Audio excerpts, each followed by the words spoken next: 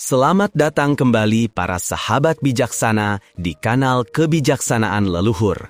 Hari ini kita akan memulai sebuah perjalanan menakjubkan untuk menggali 16 kisah mitologi Yunani paling legendaris sepanjang masa dan pelajaran hidup klasik yang terkandung di dalamnya. Kisah-kisah ini yang mulai muncul sekitar tahun 900 sebelum Masehi, perlahan-lahan berkembang dan menyatu begitu dalam ke dalam kebudayaan serta kehidupan sehari-hari masyarakat Yunani kuno. Seorang sejarawan dan ahli mitologi bernama Euhemerus pernah menyimpulkan bahwa para dewa dalam kisah-kisah mitologi secara umum dapat dibagi menjadi 3 jenis. Pertama, dewa-dewi alam, yaitu perwujudan dari fenomena alam seperti hujan, badai, dan api. Kedua, dewa-dewi ciptaan para penyair yang dikreasikan untuk membangkitkan emosi yang kuat. Dan ketiga, dewa-dewi pelindung kota yang diciptakan oleh para pemimpin bijaksana untuk menenangkan dan mencerahkan rakyatnya. Melalui imajinasi yang luar biasa, mitologi-mitologi ini menyampaikan pesan-pesan kehidupan yang mendalam serta impian manusia untuk menaklukkan alam. Meskipun perkembangan filsafat di kemudian hari sedikit mengurangi pengaruhnya, mitologi Yunani telah menjadi warisan tak ternilai dalam peradaban manusia, dengan pelajaran-pelajaran yang tetap cemerlang dan relevan hingga kini. Jadi, pastikan Anda menyimak hingga akhir, karena ada banyak sekali hikmah dan kejutan yang menanti di setiap ceritanya. 1. Api Prometheus. Dahulu kala, di masa ketika dunia belum mengenal manusia, hanya para dewa yang berkuasa. Agar alam semesta tidak terasa sepi, dewa Prometheus dan saudaranya, Epimetheus, memohon kepada dewa langit untuk menambahkan lebih banyak kehidupan dan keragaman di dunia. Dengan restu keduanya, tugas mulia ini pun dipercayakan kepada dua bersaudara itu. Epimetheus segera mengambil tanah dan air, lalu mulai membentuk berbagai macam hewan. Kepada setiap makhluk ciptaannya, ia memberikan sebuah anugerah istimewa, sebuah kekuatan unik untuk melindungi diri dan bertahan hidup. Setelah pekerjaannya selesai, Epimetheus mengundang Prometheus untuk melihat hasilnya. Segalanya tampak sempurna, tetapi Prometheus menyadari ada satu makhluk yang terlupakan, yang tidak diberi anugerah kekuatan apapun oleh Epimetheus, yaitu manusia. Prometheus, dengan kebijaksanaan dan pandangannya yang jauh ke depan, memutuskan untuk memperbaiki kekurangan manusia. Ia meniru postur agung para dewa untuk menciptakan wujud manusia, dengan wajah yang rupawan, perawakan yang anggun, sepasang tangan yang terampil, serta tubuh yang tegak berjalan dengan 2 kaki. Dengan penuh keberanian, Prometheus terbang hingga ke puncak Olympus dan mengambil api dari obor dewa matahari untuk ia berikan kepada umat manusia. Sejak saat itu, api dari Prometheus menjadi sumber cahaya dan kehangatan bagi dunia, menolong manusia keluar dari cengkeraman dingin, gelap, dan kelaparan. Api menjadi sumber energi terkuat, sahabat setia, dan pelindung terhebat bagi umat manusia. Dengan anugerah api dari Prometheus, manusia berhasil membangun kehidupan yang semakin beradab dan sejahtera. Pelajaran yang bisa dipetik. Manusia tidak punya bulu tebal seperti beruang untuk menahan dingin. Namun, kita bisa bertahan melewati musim salju. Manusia tidak punya sirip seperti ikan. Namun, kita bisa berenang mengarungi lautan. Manusia tidak punya sayap seperti burung. Namun, kita bisa terbang lebih tinggi dari awan. Manusia tidak punya cakar setajam harimau. Namun, kita bisa berburu, bertahan hidup, bahkan menjadi ancaman bagi makhluk lain. Manusia tidak punya kuku penggali seperti tikus, namun kita bisa membangun terowongan terpanjang di dunia. Manusia, dengan wujud yang meniru rupa para dewa dan diberkahi api dari sang surya, telah menciptakan berbagai keajaiban dan melampaui semua makhluk lainnya. Api itu bukan hanya api secara fisik, tetapi juga api keyakinan, api semangat, dan api pencerahan ilmu pengetahuan. Apapun status Anda, kaya atau miskin, jangan pernah biarkan api di dalam diri Anda padam. Karena selama api itu masih menyala, Anda selalu punya kesempatan untuk bangkit, memulai lagi, dan menaklukkan setiap perjalanan penuh warna dalam hidup Anda. 2. Tumit Achilles. Kisah kita berikutnya adalah tentang Achilles, seorang pahlawan legendaris dalam mitologi Yunani. Ia adalah putra dari Raja Peleus dan seorang dewi laut bernama Thetis. Sejak lahir, Achilles telah memiliki kekuatan yang luar biasa, namun ia tidak abadi seperti ibunya.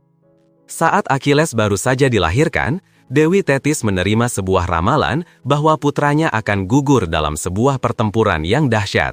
Karena tidak ingin takdir buruk itu menimpa putranya, ia membawa Achilles ke sungai Styx, sungai keabadian, lalu mencelupkan tubuh bayinya ke dalam air suci itu dengan harapan sang putra akan memiliki tubuh sekeras baja dan hidup abadi. Ia memegang Achilles pada tumitnya saat mencelupkannya. Raja Peleus yang melihat kejadian itu salah paham dan mengira istrinya hendak mencelakai putra mereka. Dengan amarah yang meluap, ia menghunus pedangnya. Dewi Thetis, tanpa memberi penjelasan, langsung pergi meninggalkan istana dan kembali ke kerajaan bawah lautnya. Namun sayang, karena dipegang oleh ibunya, tumit Achilles tidak sempat tersentuh oleh air suci itu. Akibatnya, seluruh tubuh Achilles memang sekeras baja dan kebal senjata, kecuali satu titik lemahnya, tumitnya yang tetap fana. Sejak saat itu, Achilles tidak hanya memiliki kekuatan dewa yang tak terkalahkan, tetapi juga tubuh sekeras baja yang kebal terhadap segala pedang di dunia, kecuali satu titik lemahnya, tumitnya. Pada akhirnya, dalam perang Troya, takdir Achilles pun tergenapi seperti yang telah diramalkan. Paris, dengan petunjuk dari dewa Apollo, berhasil memanah tepat di tumitnya. Pelajaran yang bisa dipetik. Sekuat apapun seorang pahlawan, ia pasti memiliki kelemahan. Mengetahui kelemahan lawan akan memudahkan kita mencari cara untuk menghadapinya.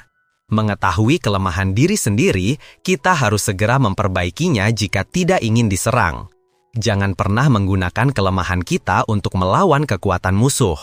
Memahami kekuatan dan kelemahan adalah kunci untuk tahu kapan harus maju dan kapan harus mundur. Manusia selalu mendambakan keabadian, namun hal itu hanyalah milik para dewa. 3. Kuda kayu Troya. Alkisah, kuda Troya adalah bagian dari akhir perang Troya yang legendaris dalam mitologi Yunani. Semua bermula ketika Pangeran Paris memanfaatkan ketidakhadiran Raja Yunani Menelaus, membawa pasukannya untuk merebut istri sang raja, Helen yang jelita. Ketika Raja Menelaus kembali dan mendapati istrinya telah diculik, amarahnya meledak. Ia pun memimpin pasukannya untuk menyerang kota Troya, kerajaan Pangeran Paris, demi merebut kembali Helen. Dari sanalah, perang Troya yang bersejarah itu berkobar. Setelah 10 tahun bertempur tanpa hasil, pasukan Yunani menyadari bahwa mereka tidak bisa menaklukkan Troya dengan kekuatan militer semata. Akhirnya, mereka terpaksa mengikuti siasat cerdik dari Odysseus. Mereka membongkar kapal-kapal mereka dan menggunakan kayunya untuk membangun seekor kuda raksasa. Sambil menyebarkan desas-desus, mereka berdalih, ini adalah persembahan dari para dewa untuk para prajurit. Di dalam kota Troya, ada seorang penasihat dan putranya yang mengetahui tipu muslihat ini. Mereka hendak melaporkannya kepada raja untuk menghentikan kabar bohong itu. Namun takdir berkata lain. Dewa perang Ares ternyata memihak pasukan Yunani. Di satu sisi, Ares memerintahkan ular berbisa untuk menyergap dan membunuh ayah dan anak itu. Di sisi lain, pasukan Yunani terus menyebarkan rumor bahwa kedua orang itu dihukum karena tidak mempercayai kuda suci dan telah menyinggung para dewa. Akhirnya, seluruh penduduk Troya termakan oleh cerita itu, dan dengan sukacita membuka gerbang kota untuk membawa masuk kuda kayu tersebut. Setelah kuda raksasa itu berada di dalam benteng, pasukan Yunani di luar berpura-pura mundur dan hanya menyisakan satu orang. Orang ini bertugas untuk menipu prajurit Troya, meyakinkan mereka bahwa kuda kayu itu adalah hadiah dari pasukan Yunani sebagai ganti rugi atas patung Athena yang telah mereka hancurkan. Padahal, di dalam perut kuda itu bersembunyi prajurit-prajurit terbaik Yunani. Di tengah malam buta, saat para prajurit Troya terlelap dalam pesta kemenangan, pasukan Yunani yang bersembunyi pun keluar. Mereka menyerang dan membuka gerbang kota untuk pasukan lain yang sudah menunggu di luar. Kota Troya pun jatuh tanpa sempat melawan. Berkat siasat kuda kayu, pasukan Yunani meraih kemenangan mutlak. Pelajaran yang bisa dipetik, Pangeran Paris karena terbuai oleh kecantikan membawa bencana perang bagi negerinya. Rakyat Troya karena termakan kabar bohong membuka gerbang untuk musuh dan menyebabkan kehancuran total. Ayah dan anak penasihat itu, meskipun mengetahui siasat licik lawan, tidak hanya gagal mengubah keadaan, tetapi juga harus kehilangan nyawa. Di sisi lain, Raja Yunani yang berjuang dengan alasan yang benar untuk menyelamatkan istrinya mendapat dukungan dewa. Ditambah lagi dengan kecerdasan Odysseus yang menggunakan siasat jitu, memanfaatkan kepercayaan rakyat pada dewa-dewa untuk memasukkan kuda kayu dan merebut kemenangan. Setiap baju zirah pasti punya celah, setiap benteng pasti punya gerbang. Jika kita tidak bisa mendobrak gerbang secara langsung, carilah cara agar musuh membukakan gerbang itu untuk kita dengan sukarela. Menang dengan siasat adalah cara terbaik. Setelah itu, menang dengan diplomasi. Kemudian, barulah menang dengan kekuatan. Cara terburuk adalah menyerang benteng secara membabi buta. 4. Tugas mendorong batu Sisyphus. Sisyphus adalah seorang raja yang meremehkan para dewa, sehingga ia pun dikutuk. Hukuman berat yang diberikan kepadanya adalah mendorong sebuah batu besar ke puncak gunung. Namun, setiap kali batu itu hampir mencapai puncak, ia akan menggelinding kembali ke bawah, dan Sisyphus tidak bisa berbuat apa-apa untuk mencegahnya. Pemandangan ini terus berulang, menjadikan hukuman bagi Sisyphus sebagai sebuah siksaan abadi, lingkaran penderitaan yang tak akan pernah putus. Pelajaran yang bisa dipetik, hidup ini selalu bergerak, bukan hanya dirimu, tetapi juga batu-batu rintangan dalam hidupmu akan selalu bergerak. Selama masih ada kesulitan, itu artinya kau masih hidup. Setiap perbuatan memiliki sebab dan akibatnya. Bencana datang dari lisan, penyakit datang dari makanan. Menjaga lisan adalah salah satu cara untuk membuat hidup menjadi lebih baik. 5. 12 tugas Herakles. Orang-orang kuno bercerita bahwa Herakles adalah putra dewa Zeus dari hubungan rahasianya dengan seorang wanita cantik bernama Alkmene. Awalnya, ia bernama Alcides. Dewa Zeus sangat gembira dan ingin putranya itu menjadi abadi. Maka pada suatu malam, ia diam-diam membawa bayi Alcides dan meletakkannya di pangkuan istrinya, Dewi Hera, agar bisa menyusu. Tiba-tiba, Dewi Hera terbangun dan menyadari hal itu. Ia mendorong Alcides menjauh saat bayi itu hampir selesai menyusu. Tetesan air susu sang dewi yang tumpah ke angkasa, itulah yang kemudian membentuk galaksi Bima Sakti. Sejak saat itu, Dewa Zeus memberinya nama baru, Herakles, yang berarti kemuliaan bagi Hera. Pada akhirnya, Hercules menikahi putri Raja Kreon dari Thebes yang bernama Megara. Kehidupan mereka dipenuhi kebahagiaan dan cinta, dan dari pernikahan itu, mereka dikaruniai 8 orang anak. Namun, sebuah malapetaka yang tak terduga datang menimpa. Tiba-tiba saja, Hercules dirasuki kegilaan yang mengerikan, dan dalam keadaan tidak sadar, ia membantai istri dan semua anaknya. Ketika kesadarannya pulih, Hercules diliputi kengerian dan rasa bersalah yang tak terkira atas perbuatannya. Setelah diselidiki, ternyata semua ini adalah perbuatan Dewi Hera. Sang Dewi masih menyimpan dendam kesuma terhadap putra dari hubungan gelap Dewa Zeus, dan ia selalu mencari cara untuk mencelakai Hercules. Merasa tak punya jalan keluar lain, Hercules pergi ke kuil Delphi untuk memohon petunjuk dari Dewa Apollo agar ia bisa menebus dosa-dosanya. Dewa Apollo pun memberinya perintah bahwa ia harus kembali ke tanah kelahirannya di Tirins, menyerahkan diri sebagai budak kepada Raja Eurystheus dari Misenai selama 12 tahun. Dan selama 12 tahun itu, ia harus menyelesaikan 12 tugas besar yang mustahil.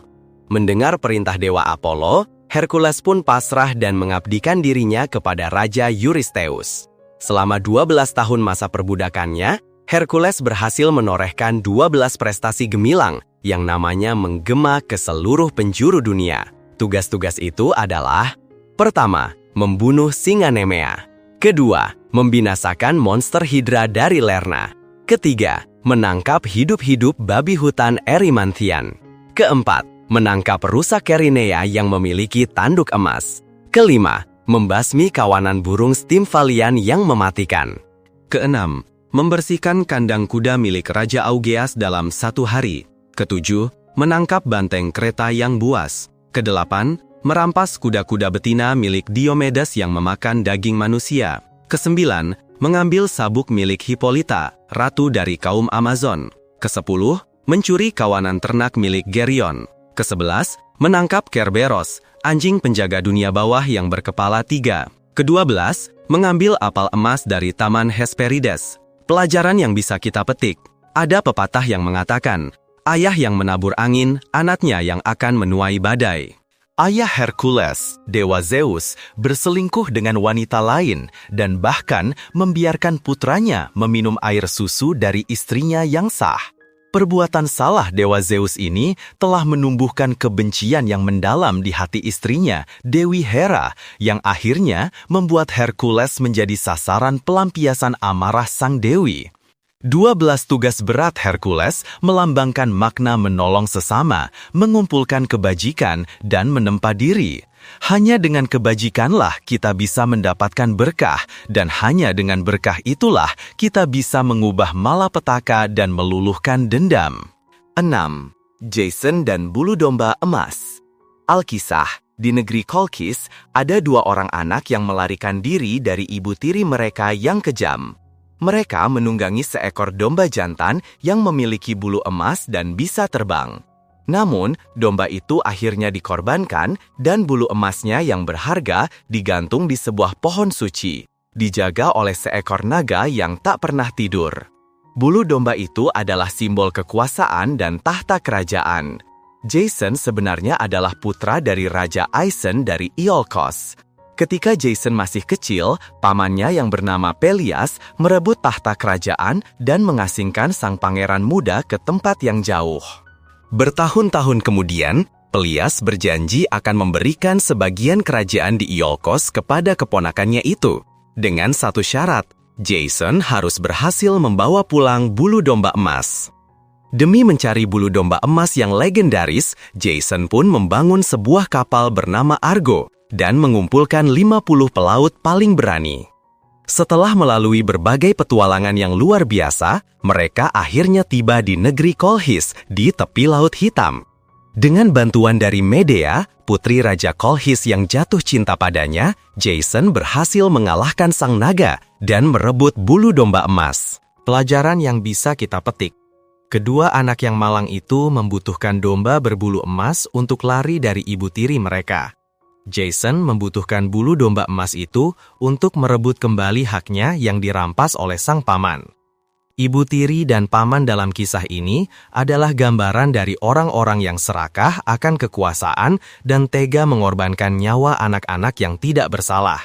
Inilah mengapa pepatah kuno mengingatkan kita, pilihlah pasangan yang berbudi luhur untuk membangun keluarga, dan percayakanlah hartamu pada orang yang berhati mulia. Kita harus bijak memilih pendamping hidup agar terhindar dari malapetaka keluarga. Kita juga harus pandai memilih orang yang amanah untuk menjaga harta, agar terhindar dari perebutan dan keserakahan. Seseorang yang lahir dalam kesulitan harus menempa bakat, kebajikan, dan kekuatannya untuk menaklukkan takdir. Kesulitan adalah tangga bagi para pahlawan, namun menjadi penjara bagi mereka yang lemah jiwa. 7. Kisah Prometheus dan pemberian api. Setelah perang dahsyat antara para dewa dan para titan, dewa Zeus dan saudara-saudaranya keluar sebagai pemenang. Mereka menjadi penguasa Olympus dan seluruh dunia. Sementara para titan, termasuk ayah mereka, Kronos, dipenjara di Tartarus yang paling dalam. 7. Kisah Prometheus dan pemberian api. Setelah perang dahsyat antara para dewa dan para titan, dewa Zeus dan saudara-saudaranya keluar sebagai pemenang. Mereka menjadi penguasa Olympus dan seluruh dunia. Sementara para Titan, termasuk ayah mereka, Kronos, dipenjara di Tartarus yang paling dalam. Namun, ada dua Titan yang lolos dari hukuman itu, yaitu Prometheus dan Epimetheus, karena mereka tidak ikut serta dalam pertempuran. Dewa Zeus kemudian memberikan tugas kepada keduanya untuk menciptakan manusia dan makhluk hidup lainnya di muka bumi. Prometheus mengambil tanah liat dan membentuknya menjadi manusia, lalu meminta Dewi Athena untuk menghembuskan kehidupan ke dalamnya. Sementara itu, Epimetheus bertugas memberikan kemampuan-kemampuan istimewa kepada semua makhluk, seperti kecepatan, kekuatan, dan cakar yang tajam. Sayangnya, ketika tiba giliran manusia ciptaan Prometheus, Epimetheus sudah memberikan semua kemampuan terbaik kepada hewan-hewan lain. Tidak ada lagi yang tersisa untuk umat manusia. Prometheus, yang begitu mencintai umat manusia, tidak tega melihat ciptaannya begitu lemah. Ia pun membentuk manusia dengan postur tubuh yang tegak seperti para dewa. Tak hanya itu, ia diam-diam menyelinap ke Olympus dan mencuri api suci milik para dewa, lalu membawanya turun ke bumi untuk diberikan kepada manusia. Berkat api dari Prometheus, umat manusia yang lemah tidak lagi gentar pada kegelapan malam dan binatang buas. Perlahan tapi pasti, peradaban manusia pun mulai berkembang hingga seperti sekarang ini. Ketika kabar ini sampai ke telinga Dewa Zeus, murkanya pun meledak dan ia memutuskan untuk menghukum Prometheus beserta umat manusia. Untuk Prometheus, Dewa Zeus merantainya di Gunung Kaukasus dan setiap hari mengirim seekor burung raksasa untuk mematuk dan memakan hatinya. Sebuah penderitaan tak terperi yang harus ia tanggung setiap hari. Sementara untuk umat manusia, Dewa Zeus memiliki cara hukuman yang berbeda. Ia memerintahkan Dewa Pandai Besi, Hephaestus, untuk menciptakan seorang wanita bernama Pandora. Para dewa pun memberkatinya dengan berbagai anugerah. Dewi Aphrodite memberinya kecantikan yang tiada tara, Dewa Apollo menganugerahinya bakat musik, dan Dewa Hermes memberinya kefasihan dalam berbicara. Setelah itu, Dewa Zeus menikahkan Pandora dengan Epimetheus agar mereka bisa hidup di tengah-tengah manusia. Hadiah terakhir yang diberikan Zeus untuk Pandora adalah sebuah kotak misterius. Kotak inilah yang sesungguhnya menjadi hukuman dari Zeus untuk umat manusia. Meskipun Prometheus telah memperingatkan Epimetheus agar tidak pernah menerima hadiah apapun dari Zeus, Epimetheus yang terlalu mencintai istrinya tetap menyimpan hadiah yang paling disukai Pandora itu. Walaupun sudah diperingatkan untuk tidak membukanya, Pandora tidak mampu melawan rasa penasarannya. Ia pun membuka tutup kotak itu, dan seketika, semua hal buruk dan jahat yang ada di dalamnya terlepas ke dunia. Sejak saat itulah, manusia mulai memiliki sifat-sifat buruk seperti keserakahan, iri dengki, kebohongan, dan pengkhianatan. Umat manusia saling membenci, berebut, dan membantai satu sama lain, menciptakan perang yang tanpa berkesudahan, semua karena kotak Pandora. Pelajaran yang bisa dipetik. Menurut mitos ini, manusia dibayangkan sebagai ciptaan para dewa yang bekerja keras atas perintah Dewa Zeus. Dewa Zeus adalah sang pencipta, sekaligus pemberi hukuman bagi umat manusia. Dewa Prometheus adalah dewa yang mencurahkan seluruh hatinya untuk menciptakan dan melindungi manusia, dan karena itulah ia harus menanggung hukuman yang menyakitkan. Pandora di satu sisi adalah perwujudan cinta dan hal-hal baik dari para dewa, namun di sisi lain, ia jugalah yang membuka pintu hukuman para dewa bagi umat manusia. Oleh karena itu, di dunia ini, jika ada cinta, maka ada pula kebencian. Jika ada kebahagiaan, maka ada pula penderitaan. Jika ada kepolosan, maka ada pula tipu daya. Jika ada kesetiaan, maka ada pula pengkhianatan.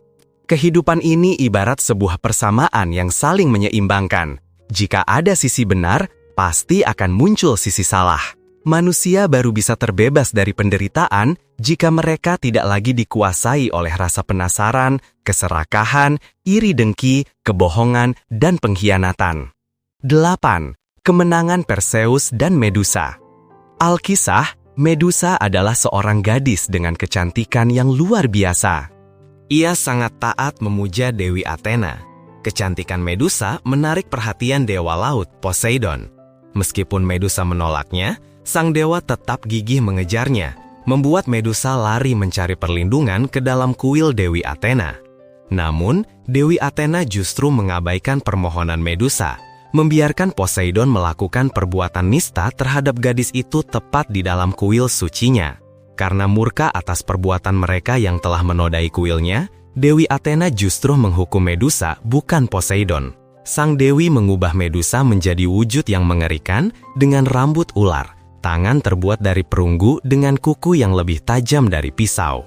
Sejak saat itu, Medusa menjadi iblis wanita yang kejam, yang selalu mencelakai orang, namun ia sama sekali tidak pernah mengancam kaum wanita. Medusa adalah satu-satunya dari 3 bersaudari Gorgon yang bisa dibunuh. Maka dari itu, Perseus dapat membinasakan Medusa dengan cara melihat pantulan bayangannya melalui perisai milik Athena. Saat itu, Medusa sedang mengandung anak dari Poseidon. Ketika Perseus berhasil membunuh Medusa, seekor kuda bersayap, Pegasus, dan seorang prajurit, Chrysaor, terbang keluar dari lehernya. Dengan mengalahkan Medusa, Perseus telah menorehkan sebuah kemenangan besar yang menjadi awal dari karir kepahlawanannya. Pelajaran yang bisa dipetik. Medusa yang cantik jelita, yang dengan sepenuh hati memuja Dewi Athena dan memohon perlindungannya, tidak hanya diabaikan, tetapi juga harus menanggung kemarahan sang dewi yang salah sasaran. Medusa yang baik hati dan cantik, karena ulah Dewi Athena dan Dewa Poseidon telah berubah menjadi iblis. Para dewa dalam kisah ini melambangkan kelas penguasa di zaman dahulu yang menindas rakyat hingga ke titik terendah dan merenggut kebebasan kaum wanita. Dari sini kita bisa belajar bahwa orang-orang zaman dahulu menggunakan cerita ini untuk menyiratkan bahwa sebagai manusia, kita harus menentukan jalan hidup kita sendiri. Jangan terlalu bergantung dan jangan pula fanatik buta hingga menempuh jalan yang salah. Para dewa mungkin bisa memberikan kekuatan, tetapi mereka juga bisa menjadi sumber penderitaan. Kemenangan Perseus atas Medusa menjadi awal dari karir kepahlawanannya, membawa serta ambisi dan impian manusia untuk menjadi tuan atas takdirnya sendiri. 9. Rasa lapar mematikan Erysichthon. Ada satu aturan tak tertulis dalam mitologi Yunani, jangan pernah menghina para dewa. Jika tidak mematuhi aturan ini, lihatlah apa yang terjadi pada Erysichthon. Dia adalah seorang yang sangat serakah dan kaya raya, namun hal itu tidak terlalu menarik perhatian para dewa. Hingga suatu hari, ia menebang sebuah hutan suci untuk membangun aula yang megah, seperti yang biasa dilakukan oleh orang-orang kaya. Sial bagi Erysichthon, perbuatannya ini telah menyinggung Dewi Demeter. Karena itu, sang dewi memutuskan untuk mengundang Dewi Kelaparan, Limos, untuk menghukumnya. Tiba-tiba, Erysichthon dilanda rasa lapar yang tak terlukiskan. Rasa lapar yang begitu mengerikan. Tak peduli berapa banyak makanan dan minuman yang masuk ke dalam mulutnya, rasa lapar itu tak pernah terpuaskan. Erysichthon melahap semua yang ia miliki, kemudian menghabiskan seluruh kekayaannya untuk membeli lebih banyak makanan. Tetapi, bahkan ketika ia jatuh miskin dan tak punya apa-apa lagi, perutnya masih terasa kosong. Akhirnya, Erysichthon menjual segala yang bisa dijual, mulai dari rumah, harta benda, hingga putri satu-satunya. Namun, rasa lapar itu terus menyiksanya, hingga pada puncaknya, ia memakan habis seluruh tubuhnya sendiri. Pelajaran yang bisa kita petik. Keserakahan bisa menelan segalanya, bahkan diri kita sendiri. Oleh karena itu, untuk hidup dengan baik, jangan biarkan keserakahan membutakan mata hati kita. Para dewa tidak menyukai orang-orang yang tamak, dan jangan pernah sekali-kali menantang murka mereka. 10. Pan yang penuh hasrat. Pan sering dianggap sebagai dewa kecil yang kurang disukai dalam mitologi Yunani. Beberapa kisah menceritakan bahwa ia lahir dari istri Odysseus, sementara versi lain menyebut ibunya adalah seorang nimfa atau bahkan dewa Hermes sendiri. Pan sangat lekat dengan pekerjaan mengembalakan kambing dan cukup akrab dengan hewan-hewan ini. Dewa kecil ini selalu berambisi untuk memiliki wanita manapun yang menarik perhatiannya. Namun, seorang nimfa bernama Syrinx benar-benar tidak menyukainya. Jadi, ketika Pan menyatakan perasaannya, Syrinx pun melarikan diri. Dikejar oleh sosok setengah manusia setengah kambing yang menakutkan di dalam hutan, Syrinx merasa sangat putus asa. Akhirnya, ia menjadi begitu lelah dan memohon kepada Dewa Sungai untuk mengubahnya menjadi sekelompok alang-alang, karena ia tahu Pan tidak akan bernafsu pada tanaman semacam itu. Tapi Pan berpikir lain. Sang dewa justru menggunakan sebagian dari tubuh Syrinx yang telah berubah wujud untuk membuat seruling Pan, yang selalu ia bawa kemanapun ia pergi. Pelajaran yang bisa kita petik, inilah ironi cinta, semakin dikejar, ia semakin lari. Saat kita mencoba menghindar, ia justru datang. Cinta yang bertepuk sebelah tangan hanya akan membawa penderitaan bagi kedua belah pihak. Mencintai seseorang berarti menginginkan senyum dan kebahagiaan mereka, bukan membuat mereka ketakutan atau menderita karena hasrat kita. 11. Mitos para Centaur. Centaur adalah makhluk yang sangat terkenal dalam mitologi Yunani, tetapi mungkin sangat sedikit orang yang tahu kisah asal-usul mereka yang aneh. Semuanya berawal ketika keturunan Dewa Ares, Raja Ixion dari Lapids, melakukan dosa besar dengan membunuh ayah mertuanya sendiri. Ia diusir oleh rakyatnya dan jatuh ke dalam kegilaan. Merasa kasihan dengan nasib Ixion, Dewa Zeus mengundangnya ke puncak Olympus sebagai tamu dan menjamunya dengan sangat mewah. Namun, begitu melihat Dewi Hera, Ixion langsung dipenuhi hasrat terhadapnya. Tentu saja, hal ini tidak luput dari pandangan Zeus. Tetapi, Raja para dewa itu masih percaya bahwa Ixion akan menghargai kebaikannya dan tidak akan pernah mengkhianatinya. Oleh karena itu, untuk menguji Ixion, Zeus menciptakan tiruan Hera dari awan dan meletakkannya di samping Ixion saat ia tertidur di padang rumput. Namun, Ixion sama sekali tidak memikirkan kebaikan sang dewa dan malah bercinta dengan Hera palsu itu. Zeus menyaksikan semuanya dari awal hingga akhir, dan amarahnya meledak. Seketika, ia mengikat Ixion ke sebuah roda api yang terus berputar di langit Olympus dan mengutuknya untuk menanggung hukuman itu selamanya. Hera palsu, yang juga dikenal sebagai Nephele, melahirkan seorang anak dari Ixion bernama Centaurus. Anak itu terlahir cacat, hidup menyendiri, dan dijauhi oleh manusia. Ia mengembara ke Magnesia dan kawin dengan kuda-kuda betina yang tinggal di sana, lalu melahirkan ras Centaur, makhluk setengah manusia, setengah kuda. Pelajaran yang bisa kita petik, jangan membalas kebaikan dengan kejahatan. Dunia ini menjadi penuh dengan malapetaka karena cinta yang buta dan nafsu yang tak terkendali. Cinta yang ditempatkan pada tempat yang benar akan menghasilkan buah yang manis. Sebaliknya, jika salah tempat, yang lahir adalah buah pahit. Mereka yang memakan buah terlarang sulit untuk menghindari bencana. Namun, langit tidak pernah menutup jalan hidup siapapun. Di mana ada kehidupan, di sana ada harapan. Di mana ada cinta, di sana tidak ada lagi kesepian. 12. Asal-usul mahkota daun salam. Dalam sebuah kisah Olimpiade kuno, Apollo, dewa Olympus, terkena panah dari dewa cinta, yang membuatnya jatuh cinta secara membabi buta pada nimfa bernama Daphne. Ia mengejarnya tanpa lelah di dalam hutan. Sebaliknya, Daphne juga terkena panah, tetapi panah itu memiliki efek sebaliknya. Kehadiran Apollo adalah sesuatu yang tak tertahankan baginya. Sifat sang nimfa juga sangat teguh, dan ia tidak pernah berniat untuk menikah. Itulah sebabnya, ketika ia merasa hampir berada dalam pelukan Apollo, ia memohon kepada orang tuanya, Dewa Ladon dan Dewi Gaia, untuk mengubahnya menjadi sebatang pohon. Dengan cara ini, Daphne dengan putus asa berusaha melarikan diri dari Apollo dan menjadi bagian dari alam yang sangat ia cintai. Transformasinya mengubahnya menjadi pohon salam, yang di kemudian hari daunnya digunakan untuk membuat mahkota kemenangan bagi para juara Olimpiade. Transformasinya, pelajaran yang bisa kita petik. Setiap hati memiliki bahasanya sendiri. Namun, jika detaknya tidak seirama, jalannya tak akan pernah sama. Satu pihak rela melakukan segalanya demi cinta, sementara pihak lain juga rela melakukan apapun untuk lari dari cinta. Dua insan, dua jalan yang berbeda, begitu dekat, namun terasa sejauh cakrawala.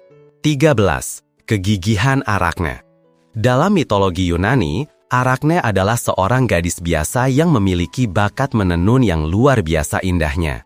Orang-orang mengatakan bahwa ia belajar dari Dewi Athena, tetapi ia menjawab dengan angkuh, "Kemampuanku setara dengan sang dewi."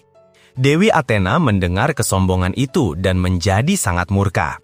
Ia pun mengubah wujudnya menjadi seorang wanita tua untuk menasehati Arachne, namun gadis itu sama sekali tidak mau mendengarkan. Akhirnya, Athena memutuskan untuk bertanding melawan Arachne.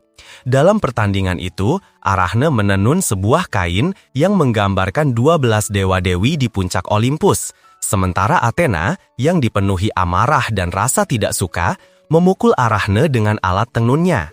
Karena merasa sangat terhina dan putus asa, Arachne pun memilih untuk mengakhiri hidupnya. Melihat hal itu, Dewi Athena merasa iba dan dengan sihirnya mengubah Arachne menjadi seekor laba-laba. Keturunannya kelak akan selamanya menjadi laba-laba yang akan terus menenun jaring-jaring indah yang kita lihat hingga hari ini. Pelajaran yang bisa dipetik. Ada pepatah bijak yang mengatakan, bakat yang besar seringkali berjalan beriringan dengan malapetaka besar.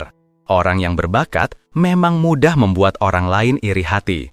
Jika tidak dibarengi dengan kerendahan hati, bencana akan datang mengetuk pintu. Selalu ingat untuk menghormati yang di atas dan menyayangi yang di bawah. Jangan pernah menghina siapapun, terutama para dewa. 14. Asal-usul kota Athena. Menurut mitologi Yunani, Dewi Athena dan Dewa Poseidon sama-sama berhasrat menjadi pelindung tanah Attika. Untuk menunjukkan kelayakannya, sang dewi menciptakan sebuah pohon zaitun yang membuat seluruh benteng Attika dan dataran Akropolis menjadi subur. Dewa Poseidon tidak mau kalah. Ia mencoba melampaui Dewi Athena dengan menghantamkan trisulanya ke tanah, yang kemudian memancarkan pilar-pilar air raksasa. Namun, karena Poseidon adalah dewa lautan, air yang keluar itu terasa asin. Hal ini membuat hadiah dari sang dewi terasa jauh lebih bermanfaat bagi penduduk. Akhirnya, penduduk di sana memilih Athena sebagai dewi pelindung negeri mereka. Kota itu pun diubah namanya menjadi Athena, yang kita kenal sekarang sebagai ibu kota Yunani. Pelajaran yang bisa dipetik, seorang pemimpin yang ingin memerintah rakyatnya haruslah orang yang memberikan manfaat nyata bagi banyak orang. Semakin seorang pemimpin memahami dan peduli pada rakyatnya, semakin besar pula cinta yang akan ia dapatkan dari mereka. Memerintah dengan cinta kasih jauh lebih abadi daripada memerintah dengan kekuatan. Kisah ini adalah cerita klasik yang menjelaskan asal-usul kota Athena serta pohon-pohon zaitun yang telah berusia ribuan tahun di tanah Yunani kuno. 15. Sentuhan emas Raja Midas. Raja Midas adalah seorang raja yang sangat kaya raya, dengan istana yang megah dan mewah. Sang raja juga menganggap dirinya cerdas, berpengetahuan luas, dan mampu membuat keputusan yang lebih bijaksana dari siapapun. Suatu hari, karena telah menjamu sahabat baik Dewa Anggur Dionysus dengan sangat ramah, ia pun diberi anugerah satu permintaan. Raja Midas meminta agar semua yang disentuhnya berubah menjadi emas. Betapa senangnya sang raja pada awalnya. Setiap benda yang ia sentuh berubah menjadi emas, dan ia bergembira karena merasa akan menjadi raja terkaya di dunia. Namun, semua mulai menjadi mimpi buruk ketika makanan dan minuman yang hendak ia masukkan ke mulutnya juga berubah menjadi emas. Kebahagiaan Midas berubah menjadi penderitaan dan ketakutan. Ia pun memohon kepada Dewa Dionysus untuk membatalkan permintaannya, agar ia bisa kembali normal. Dewa Dionysus menasihatinya, "Pergilah dan benamkan dirimu di sungai Pactolus. Dengan begitu, kau akan membersihkan jejak dari permintaan bodohmu itu." Tanpa ragu, Midas langsung melompat ke sungai untuk mandi dan membersihkan dirinya. Sejak hari itu, pasir di tepi sungai tempat Midas mandi menjadi berkilauan seperti emas. Merasa sangat bahagia karena telah terbebas dari anugerah yang mengerikan itu, sang raja bahkan tidak mau lagi melihat emas. Sejak saat itu, ia lebih menikmati kesenangan-kesenangan sederhana, berjalan-jalan di padang rumput, dan terhanyut mendengarkan alunan seruling 7 pipa dari Dewa Pan. Pelajaran yang bisa dipetik. Kisah ini menjelaskan asal-usul tambang emas yang melimpah di Sungai Pactolus. Raja Midas karena merasa terlalu pintar, justru celaka oleh kepintarannya sendiri. Keserakahan dapat memangkas banyak hal, termasuk kebahagiaan dan kehidupan. Keserakahan dapat mengubah anugerah menjadi hukuman. Kebahagiaan sejati tidak perlu dicari di ujung dunia, karena ia ada tepat di hadapan kita saat kita menyatu dengan alam dan merasakan kedamaian di dalam jiwa. 16. Raja Midas dengan telinga keledai. Melihat musiknya begitu digemari dan dipuji oleh Raja Midas, Dewa Pan menjadi besar kepala dan ingin menandingi kehebatan Dewa Cahaya, Apollo. Dewa Gunung Tmolus diundang untuk menjadi juri dalam pertandingan itu. Hasilnya, alunan musik liar dari Pan dinilai tidak sebanding dengan melodi merdu dan anggun dari Dewa Apollo. Raja Midas, yang sangat menyukai musik Dewa Pan dan percaya pada selera musiknya, tanpa sengaja berkata lancang, "Tidak mungkin, musik Pan 100 kali lebih baik. Aku lebih suka suaranya, dan karena aku menyukainya, maka sudah pasti itu yang terbaik. Apa kau kira aku tidak punya telinga?" Ucapan ini menyinggung Dewa Apollo. Seketika, Dewa Apollo menarik telinga Raja Midas hingga memanjang seperti telinga keledai dan berkata, "Sekarang kau memiliki telinga yang pantas untukmu." Seorang tukang cukur adalah orang kedua yang mengetahui rahasia itu. Merasa tertekan karena harus menyimpan rahasia besar sang raja, tukang cukur itu menggali sebuah lubang di tanah dan berbisik ke dalamnya.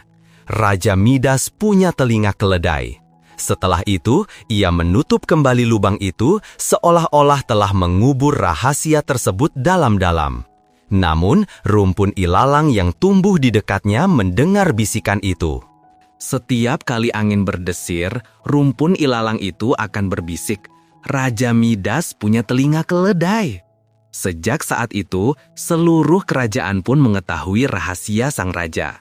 Pelajaran yang dapat diambil, apa yang kita ketahui hanyalah butiran pasir kecil, sedangkan lautan pengetahuan sangat luas dan tak terbatas terbentang di hadapan kita. Namun, kecerdasan tanpa kerendahan hati akan mudah jatuh ke dalam sok tahu. Orang yang sok tahu seringkali mudah merasa pahit dan kehilangan muka. Jangan ikut campur urusan orang lain jika tidak diminta. Para dewa adalah untuk dihormati. Jangan menyinggung mereka. Para penonton yang budiman, Anda baru saja menyaksikan video 16 kisah mitologi Yunani terbaik sepanjang masa dan pelajaran klasiknya. Bagian ringkasan, penyuntingan konten, dan narasi oleh Ibu Indah Sari. Terima kasih telah menonton video di saluran Kebijaksanaan Leluhur. Jangan lupa untuk menekan tombol subscribe dan bel notifikasi agar selalu mendapatkan update video terbaru dari kami. Sampai jumpa di topik-topik selanjutnya dari saluran Kebijaksanaan Leluhur. Kami berharap yang terbaik untuk Anda dan keluarga.